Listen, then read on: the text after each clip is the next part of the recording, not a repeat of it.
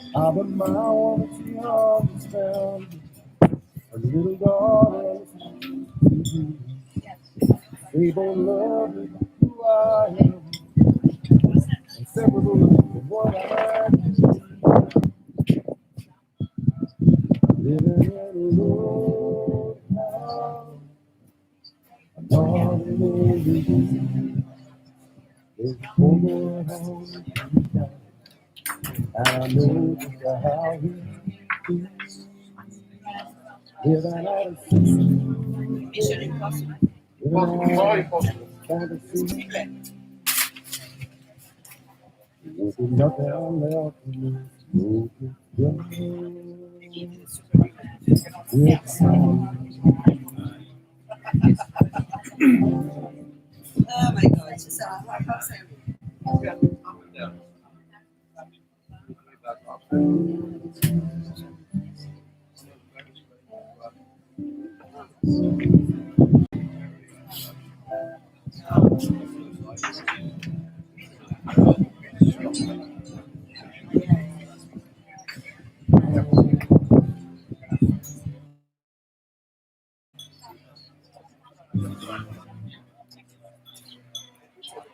I'm staying between my children. I'm staying to myself.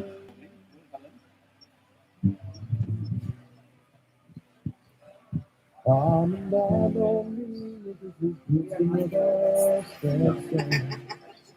Leave between my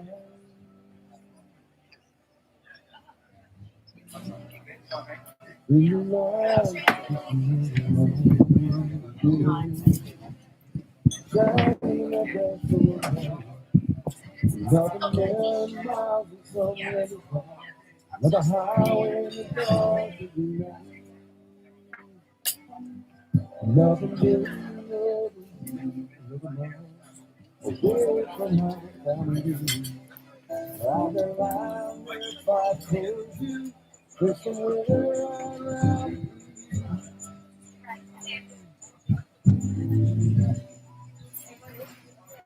Living in a road house. Long movie is over home with you now. And I know you how you feel. Living out of paper. And I know you how you feel. Living out of paper. Living out of time. Maybe nothing left with me. So it's gone.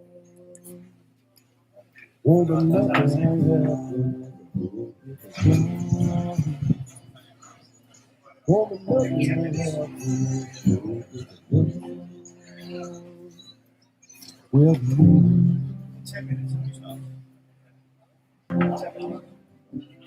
Oh, it's gone.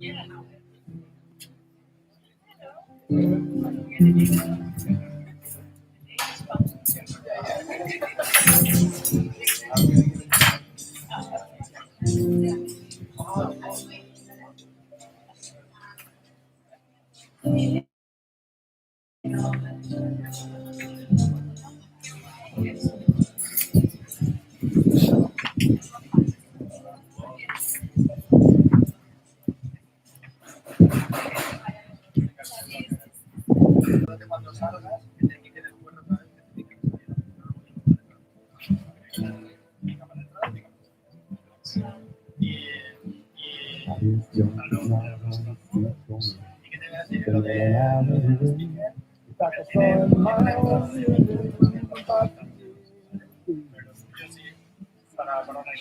his hands are shaking, he's shaking, his body is shaking. There's no so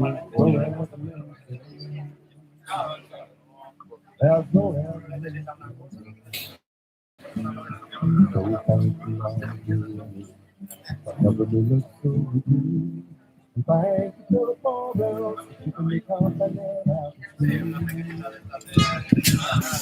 you for all the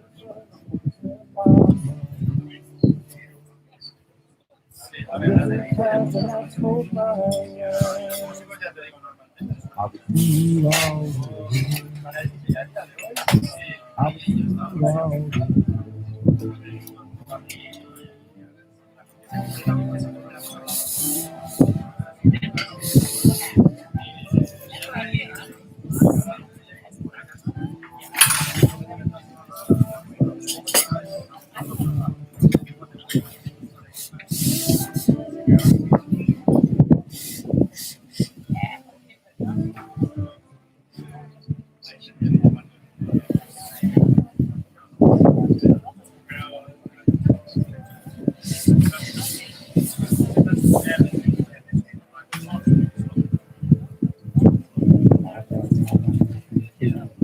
All the things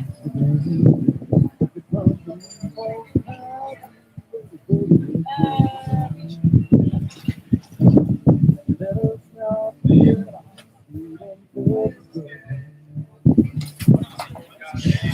before I go, I'd like to know where all those times, where all those times, fancy ideas, nothing in the first and find the golden and coming out of you. And find the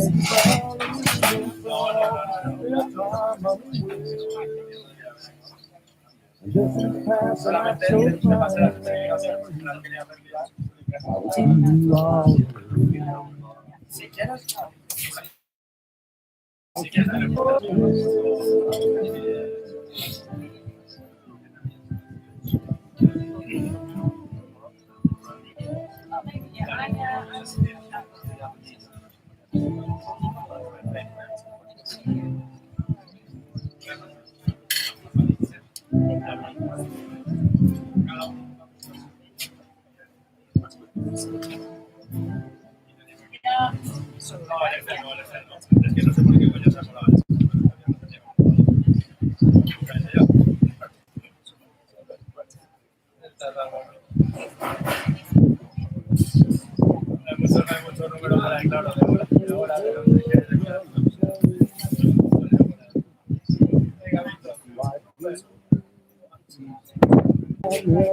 No, ¿verdad?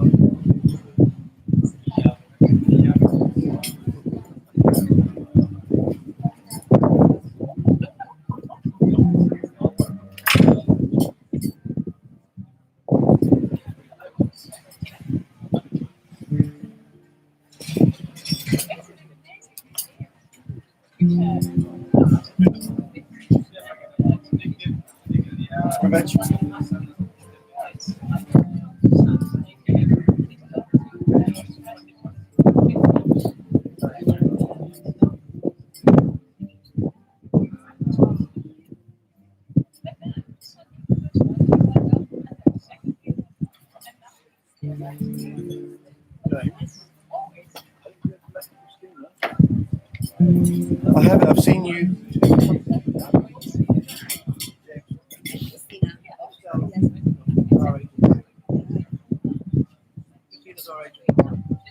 Oh, okay. The combination of the two of you is not fun.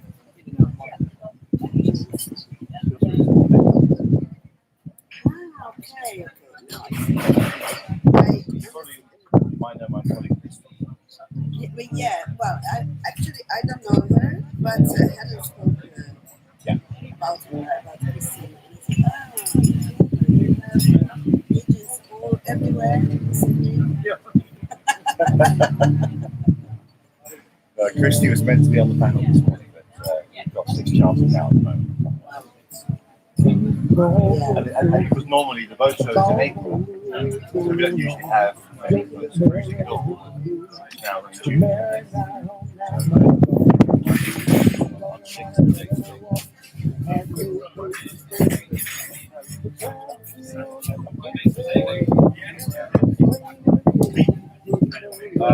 You asked it. If you need, you know when you want to, because I was quite surprised to see the availability. I saw when you checked last time. So normally they become available and they tend to go like that. So we're good to have, because I'll be on the stand later online, but just in case you tell you what, why don't you do it? I know she's not here, but right now, so why don't you send to me? Then I'll try and sort it out so that you can stand.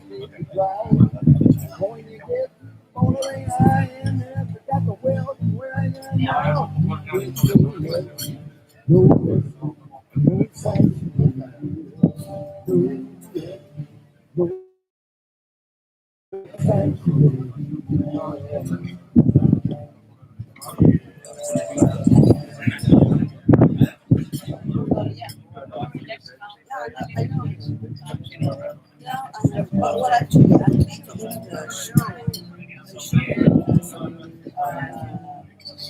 on Thursday, I haven't been on because I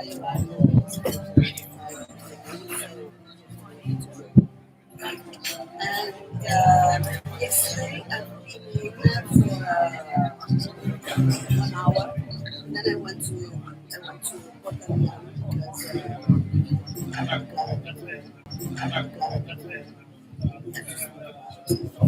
because when I came back,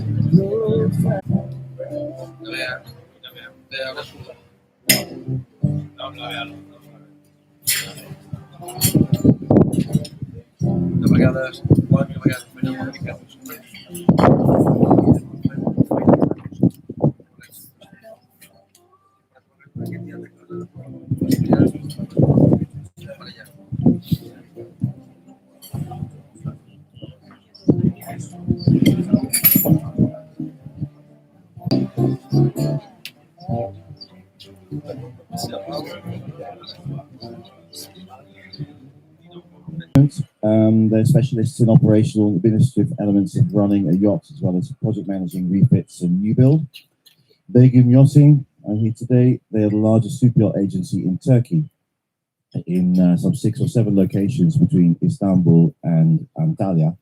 And they also have their own refit shipyard near Bodrum, which is in fact under the management of Jean-Yves Conlot, who's here at the front.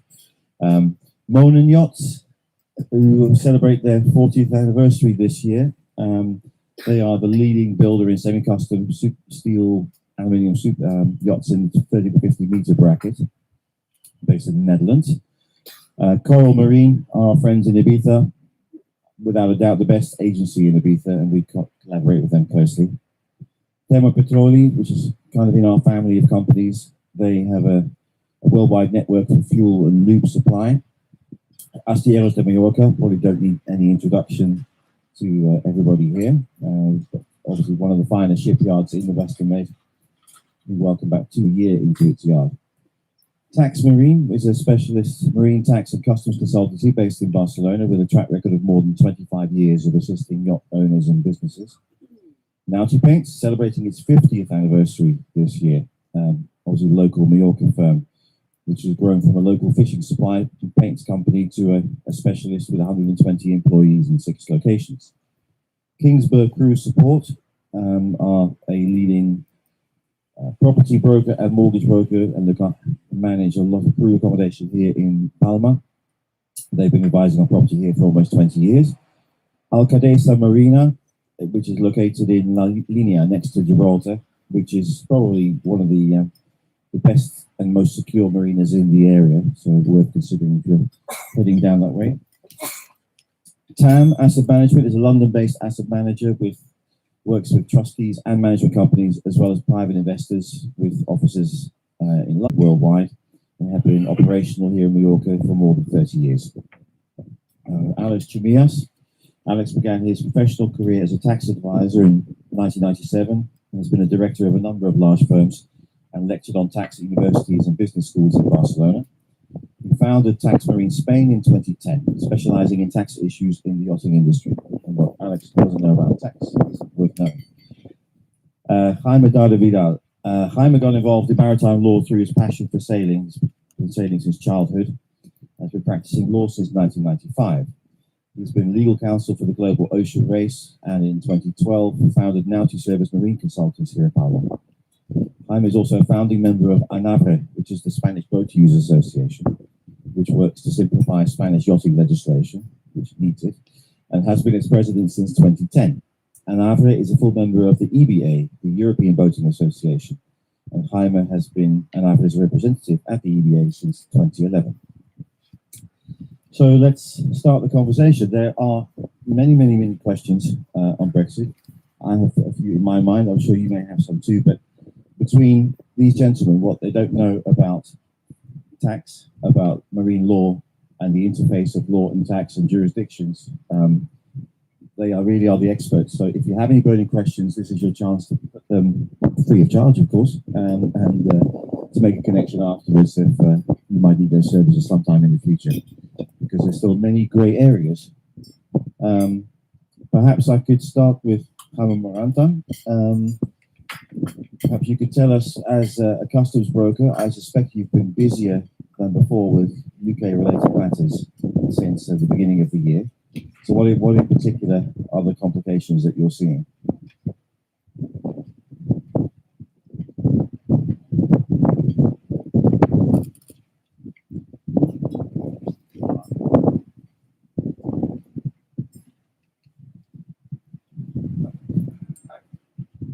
Buenos días. Pues principalmente sí. Con el Brexit han salido nuevas cuestiones de importación con Reino Unido, por supuesto. Principalmente los temas más complicados han sido temas que afectan a temas de alimentación, medicamentos, perfumería, que son los artículos que tienen controles paraduaneros, que se llaman. Es decir, intervienen sanidad exterior, farmacia, sanidad vegetal.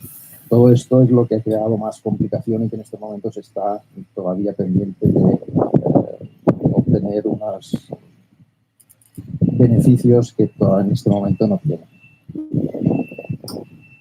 Well, good morning. Of course, Brexit has given us new retos, especially regarding to importation of articles like food, drugs, which has which needs the special custom control and needs the intervention from departments like Sanidad Exterior, which is the exterior health department in Spain.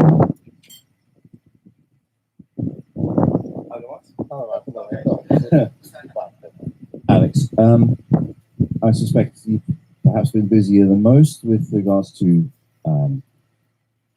tax issues regarding flag states, about importation, about temporary admission, British flag vessels, British owned vessels, British crewed vessels. Okay, perhaps you would like to kick off and then we'll take it from there. Hello, good morning, everybody. I don't know, honestly, I don't know where to start because there are so many points to cover related with Brexit. But basically, what I would say is that after Brexit was approved, there was a 1 year transition period. More or less, everything remained the same, and when effectively changes took place, at least for first thing. So,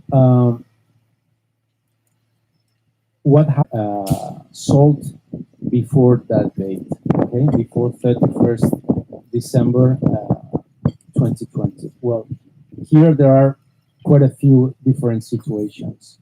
In principle, yachts sold in the European Union before that date, they could have been sold within any EU 27 remaining countries currently in the European Union, or in the United Kingdom as well, right? So,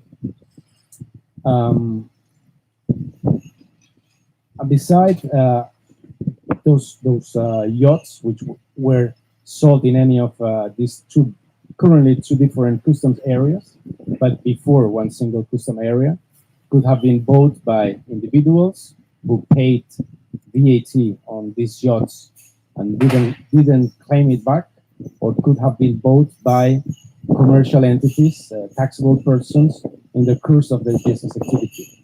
In both cases, even if VAT was paid, fully paid and not claimed, or VAT was what it's called accounted for, yachts acquired the status of free circulation. All right, so what happened on the 31st December 2020? Basically, the key point was that depending on where the yacht was located, that free circulation status was retained or lost. And there were basically different cases. For instance, any yachts which were located in the United Kingdom or the Crown dependencies, for instance, Guernsey, Jersey, they automatically, if they were based in those jurisdictions, 31st December 2020, they lost their VAT, their free circulation status. Gibraltar too? Gibraltar, no. Gibraltar was an overseas territory, and as far as I recall, no. They didn't lose any yacht based in Gibraltar, did not lose the free circulation status. Okay? So any yacht, and here there's a multiple options in terms of ownership, flag registration, etc. I'm looking now at the basically at the VAT status that, or the customs status of these yachts, that they were in free circulation. If these yachts were within the European Union or within the, let's say, the Union customs territory, which includes territories which are not within the VAT territorial scope, for instance, the Canary Islands as well, if they were within any of these territories, they retain their VAT paid status. So we might have a case of a yacht owned by a British citizen, British flag, who was laying in Palma. So that yacht, in principle, continues to be VAT, or continues to be in free circulation, VAT paid, right? And then we would have a third situation, a third scenario, which would be a yacht which is not located in any of these two territorial areas. It's not based in UK crown dependencies or within the European Union. In principle, there wouldn't be an immediate effect based on Brexit, right? Is a yacht which was located outside the European Union. So we have said that there are yachts that have lost their free circulation status, there are yachts which retain their free circulation status, and that there are yachts which technically haven't been affected by Brexit. Having said that, what are the options here? Well, if the yacht has retained the free circulation status, there's in principle nothing to do. If the yacht has lost its free circulation status, there are several options here as well. That those yachts might try to regain the free circulation status if they were eligible for what it's called the return goods relief customs regime, right? Which basically, I'm getting lost, huh? There are so many options here. I don't know if you're following me, but please, if not, otherwise interrupt me. Well, should we, you regain your thoughts about return relief, yes? And I'm going to move on to Jaime for a minute. Sure. Yeah. Sorry. No, that's absolutely fine because I know it's a minefield. Yeah. So Jaime, obviously the legal profession is having a field day with all the different elements of the UK becoming a third state, being so integral to the maritime world. What are the big things that are coming across your desk now since 1st of January? Well, first of all, it's not a minefield, it's a battlefield in itself. A full-blown battlefield, that's the point, what we are living in. We saw this coming, not actually on my lawyer's desk, I'm wearing the Boaters Association hat, through belonging to the EBA, the European Boating Association. In the last 8 General Assemblies, we have been seeing this coming, and with recent rising horror, we could see that there were not special provisions made for the marine industry or the marine field. What happened is they sort of forgot it, and now, boom, exploded in our face. Beautiful. Then there are, I would say there are 4 main consequences of this. One is irremediable. It's like, bye-bye, nothing to do. It's like all the classification bodies, like Lloyd's or whatever, who can issue a yachts class based in the UK, have lost their capacity to do that. They consider class officially European certified, like RINA or Germanische Leute. So this means they are not able to class a boat anymore in terms of compliance with European technical requirements. That's one thing. That's not going to come back. That's it. Unless they have been able to move before Brexit and get subsidiary in Europe. That's one thing. That's over. Then there are 3 more things. One has affected, as you see in Spain, charter licensing, because non-EU boats under 14 meters are not allowed to do charter in Spain. This means all British vessels under 14 meters will not be allowed to do charter anymore, despite because there were a lot. I mean, I'm talking about small boats, but because it's also something which is interesting to look at. The thing is, we managed to negotiate. When I say we, when it is legal officers and sectorial associations, like okay, and there are lots of these little yachts around for being chartered. So now we have managed to have a provision issued the by the Merchant Navy General Directorate, which allows any boat in this size with a British flag, which was licensed last year, to be relicensed this year. We don't know what will happen next year, but that's meant as a provision to give them time to change the flag. When it comes to the bigger boats, what has happened is that there are two different procedures, not for the technical operation clearance, which is issued by the maritime authorities, but for the licensing in itself, which is usually issued by, in this case, the local government. So now they are just classified as a third country. It's a bit more, not much more, but just a bit more. That's another one.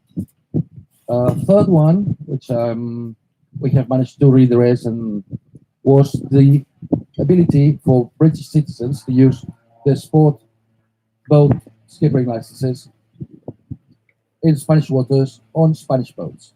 Like, say, a British citizen wants to come over and charter a boat here with the Spanish flag, right until 31st December 2020. His license was valid. 1st of January, it wasn't valid. We had some negotiations. That was a personal promise I made to the RYA. I'm very glad I was able to comply. And what we managed is that you are a charter client and want to use a jet ski which is on your charter boat, you need to have a license for that. Aware that if they let their clients drive a jet ski or a tender without a license, they could be facing a fine which could be starting around €3,000, to say the least. It could go like as much as 50,000 or so. So depending on the mood of the market captain of the. So that was third issue. The fourth issue has to do with personal situations. We were discussing this yesterday privately. It's like we have some cases of British citizens who have found themselves here either blocked during because of the prohibition to fly in and out of these islands, and then what you had was like, right, the problem is to demonstrate since when they are here and why they have been staying here, because there is a period of 180 days, which started on 1st of January, but it's ending by the end of this month. They should be out or in a regular situation. There are many questions to which many of the authorities to prove when you did enter the union, and for that, because of the lack of stamping passports, you could use, for instance, your boarding card, the boarding pass, your flight invoice, that kind of thing, or hotel invoice. That's what you could use. If you're a crew, you're in a better position because you're employed and you're working for a boat, so that shouldn't be a problem. The problem might be for people like In Croatia, it is, of course. I know that's not your territory. yeah, but I mean Croatia is an ex-communist country. You know how they are. So they swim and we are left Mediterranean. It's a bit different. I mean, what I mean is you can find yourself with someone who's understanding, and then you don't have a problem. Okay, just tap on the shoulder, just be a good boy and go home, and then come back. Or you could come across some, excuse me, crazy bastard who just puts you in jail. I mean, you never know. That's why I said only God knows. Okay, so the short answer is that there is no answer as yet in terms of how the law will yes. treat the individual. Yes, and the answer is the real answer is you would really need to prove when you arrived, and because you have no stamped passport, because as you said, Spanish police doesn't, or that, then you would need to produce some kind of document to show since when you've been here and what for. Maria, as an agency, we have had many crew arrive, and other people arrive who perhaps were not stamped on immediately, no job to go to, but we're here prospecting perfectly legally at the time. No, in fact, illegally, because of course you're not meant to be looking for a job on a tourist visa, which is effectively what you are if you don't have a contract. And they had gone through the airport, not been stamped. They told us, "What do I do?" We sent them back to the airport to go and get a stamp. They won't stamp your passport retrospectively, but they will give you a slip of paper and stamp that, so you can normalize your situation this way. I meant to mention at the top that we're also on YouTube Live. We probably have about 2 or 3 viewers, but for anybody watching live or retrospectively, put any questions in the comments and we will pick them up and we'll put them to the experts after the event, anytime in the future. So, because we know we're going to have a lot of issues after July the 1st, I have no doubt about that. So, Alex, back to you. What are you seeing regarding flag states? Is the UK now becoming a pariah flag state when it comes to people who like to use their yachts in the Mediterranean? Or is there a lot of movement on flags, on boats trying to reflag because of Brexit? Well, we have seen a trend in reflagging yachts changing from British flag yachts, different pavilions like or categories of the Rettenzine, for instance, Isle of Man flag yachts to Malta. That's a pretty active trend that we're seeing in the industry. I would say that the first, when I was explaining before my about the status of yachts, I stopped in the situation of those yachts which were located in UK, and I said that in principle those which have lost their community good status, and in that situation they might have two options: returning to Europe on the temporary admission, or under the return goods relief if the owner qualify for that, which is basically that this yacht shouldn't have been outside the European Union for more than 3 years. There should be some sort of evidence that it was in the European before Brexit, and that it's connected with your question about the flag, because technically a yacht which has lost the VAT status, paid status, if the owner keeps a British flag, will be returning into Europe under temporary admission, which is a customs regime designed for non-EU residents and means of transport registered outside the customs area. So, depending a little bit on what is the interest of the client, you might see convenient to reflect the boat or not. So, as I said, from basically considering commercial yachts, we have seen a trend changing flag from British flag to Malta, which is by far the more popular, the most popular jurisdiction for registering super yachts in Europe. Why is this? Why is this? Because Malta is a business-friendly jurisdiction. It's pretty. It has a long tradition and a pedigree in the maritime industry.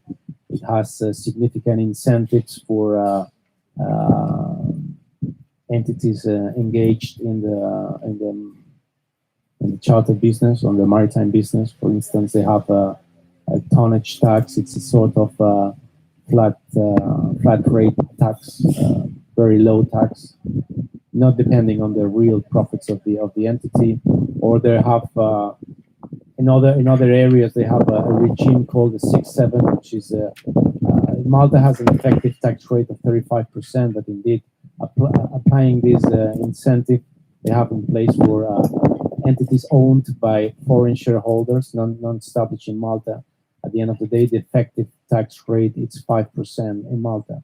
So the combination of a developed maritime administration together with fiscal incentives makes Malta very popular. User-friendly infrastructure, in other words. Yeah, yeah. I might be about to ask a very silly question. I don't know, but what we've had for this is for Hannah Moranta, because of the perfect storm of Brexit and COVID pandemic, a lot of yachts have found themselves out of position in this season. So the normal traffic we would have seen coming for yachts coming back from the Caribbean, coming back from those waters into Palma, is much diminished in our experience. A lot of yachts have stayed put. So as an import agent, import customs broker and agent, Moranta are responsible for dealing with most of the yacht transporters that come into Spain from the Caribbean. So how is your business preparing for those yachts that are out of position? What complications does Brexit and the new importation landscape, what does that have on you? What impact does that have on you?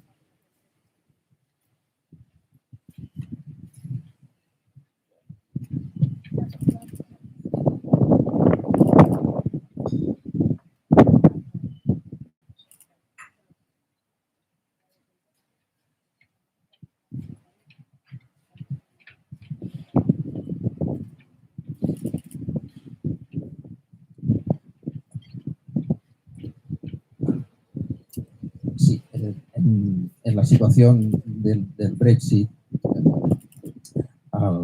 se creó, pues, al regresar los barcos, pues no hay problema en cuanto a la reimportación. Había que ver caso por caso. Es decir, en los abanderamientos titulares, cada operación tenía su problemática. Es decir, no ha creado lo del Brexit una situación aduanera especial, sino que en cada caso ha habido que analizar la situación del registro de bandera del propietario para hacer, digamos, bien una importación temporal o bien si le interesaba, pues una importación definitiva. Básicamente es analizar caso por caso, es decir, no ha creado una problemática especial en cuanto a los movimientos y a estas situaciones de Brexit, sino que nos hemos encontrado en estas situaciones, es decir, analizar caso por caso, teniendo en cuenta siempre registros de bandera y titularidad de propietario para regularizar la situación, o bien a través de importación temporal o importación definitiva o reexportación en algún caso. Well, the Brexit situation has not created a special customs problem. What he means is that you need to analyze specifically each ship, the flag registration, the owner. So then, analyzing this ship problem, he can shows what is the better option for each ship. So he cannot say that there is a special customs situation. So you need to analyze one by one and decide which is the best option, if it's a temporary admission or is an importation of the yacht. Right. So I think you'd like to add something to that. Yeah, I would like to add that covering his explanation, I would say that you might have different situations here. For instance, there are yachts that probably, as we said before, they were previously in the European Union when they sailed before Brexit to Caribbean, and then they might be eligible for the return goods relief, which meaning that they might continue being in free circulation when they come back from Caribbean. And there are other cases where, depending on the location of the yacht, they might have lost this status of union goods and returning back on the temporary admission.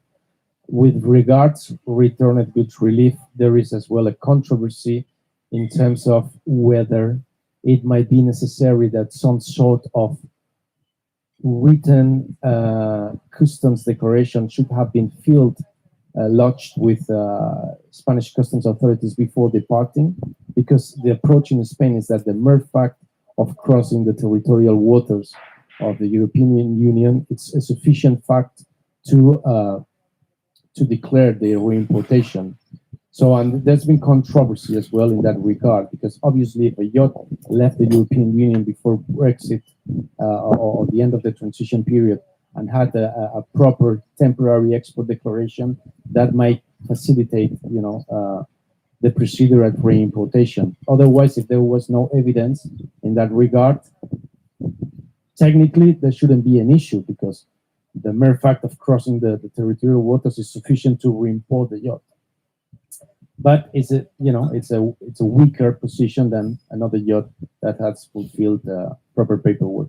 And in the event that by any reason a commercial yacht, for instance, had lost its free circulation status, there are always options to recover it, to regain it, for instance, by being reimported in neighbor jurisdictions, as it might be France or Malta, where these yachts can be reimported without an effective disbursement of VAT.